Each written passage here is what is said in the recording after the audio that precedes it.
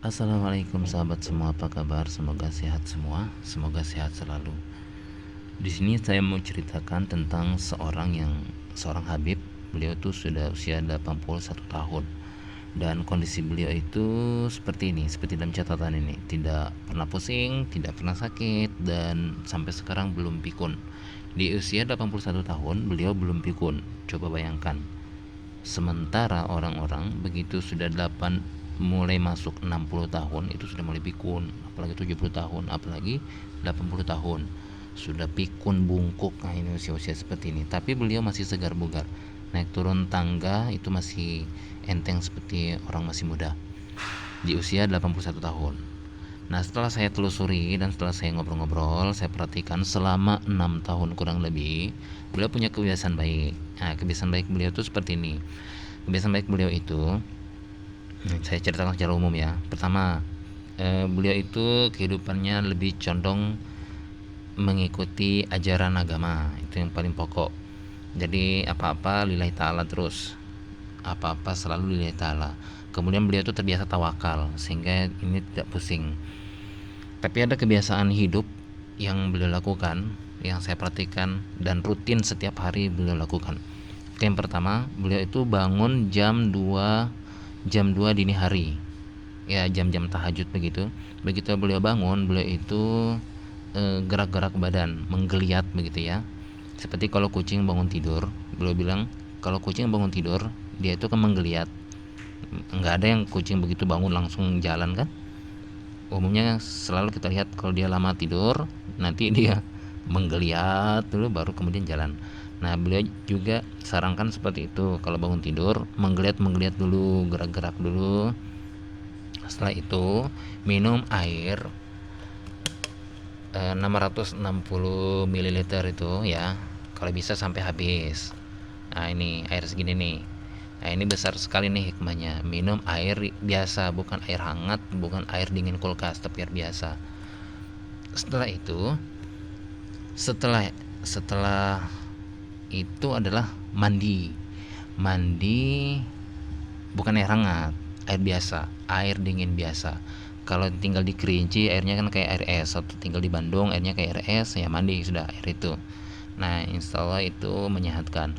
Kemudian nanti saat keramas atau saat sampoan, kepala itu di apa namanya diurut. Kepala itu dengan kedua tangan, dengan jari-jari itu diurut dari depan ke belakang, depan ke belakang. Beliau itu belajar saat muda dari pemuda asal Lombok, diurut-urut sehingga itu nanti efeknya tidak pusing. Di samping tadi hidup itu penuh tawakal dan apa-apa itu lillahi ta'ala. Nah, itu efeknya adalah tidak pusing.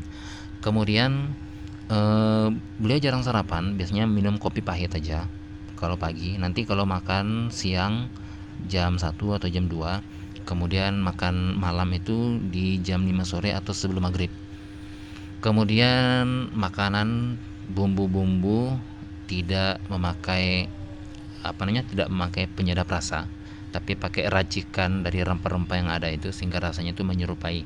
Kebetulan istri beliau juga Arab ya. Beliau ini Habib dari Fam Baraja. Fam Baraja itu apa namanya?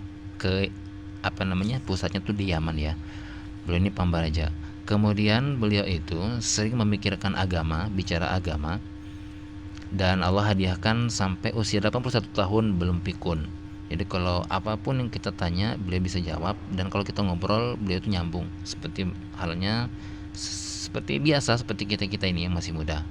Nah, itulah kelebihan yang Allah berikan kepada orang-orang yang menekuni agama. Jadi belum pikun. Oh ya, kemudian setelah subuh itu biasanya baca tafsir sebentar, 5 menit, 10 menit. Kemudian begitu pulang ke rumah beliau itu akan membaca Al-Quran 1 lembar atau 2 lembar, 1 halaman atau 2 halaman. Itu rutin setiap pagi selama tidak ada tamu atau tidak ada kegiatan lain. Jadi pulang pagi langsung membaca Al-Quran, menyempatkan diri untuk baca Al-Quran. Kemudian setelah itu apa lagi? Sepertinya itu aja kebiasaan yang rutin beliau lakukan. Setelah saya tanya-tanya, tidak ada yang lebih dari itu. Oh ya, beliau rutin minum minyak kelapa ya, minyak kelapa yang sudah diracik begitu. Minyak kelapa yang sudah diracik ini bisa, kalau di Lampung itu ada, kita dapat ada kita dapatkan di daerah Teluk Betung, Bumi Waras Teluk Betung. Kalau di Bekasi ini minyaknya itu ada di Pekayon, daerah Pekayon ada yang jual minyak itu. Tapi itu tidak harus ya, teman-teman bisa juga dengan minum minyak PCO. PCO itu minyak kelapa yang tanpa direbus atau tanpa direbus gitu, tanpa dikelola dengan api. Minyak PCO ya, bisa bikin sendiri atau bisa didapatkan lewat apotek-apotek. Kemudian beliau rutin minum madu 1 sendok sampai 2 sendok ketika bangun tidur dan sebelum tidur. Oke, tentunya di sini madu asli. Tapi di luar daripada itu hanya sebagai tambahan saja. Tambahan efek baiknya dari mengkonsumsi minyak kelapa atau PCO dicampur madu itu eh, tidak ada aroma mulut. Dan saya dapatkan tutorial dari orang kesehatan, ternyata untuk mengurangi aroma mulut itu adalah dengan kumur-kumur dengan minyak PCO. Nah, kalau beliau bukan kumur-kumur tapi diminum, dicampur dengan madu. Madu juga dalam Al-Quran kan disebut sebagai penyembuh ya dari berbagai macam penyakit yang kita tahu maupun yang tidak kita tahu. Jadi dia itu madu menyembuhkan kita dari dalam, tapi harus madu asli ya. Ya seperti itulah rahasia kehidupan yang beliau lakukan ini. Semoga menjadi pelajaran bagi kita, bisa kita tiru. Ya tentunya semampu kita. Semuanya ini kita tiru ini lillahi ta'ala. Menjaga kesehatan itu juga penting, karena itu akan memudahkan kita maksimal dalam beribadah.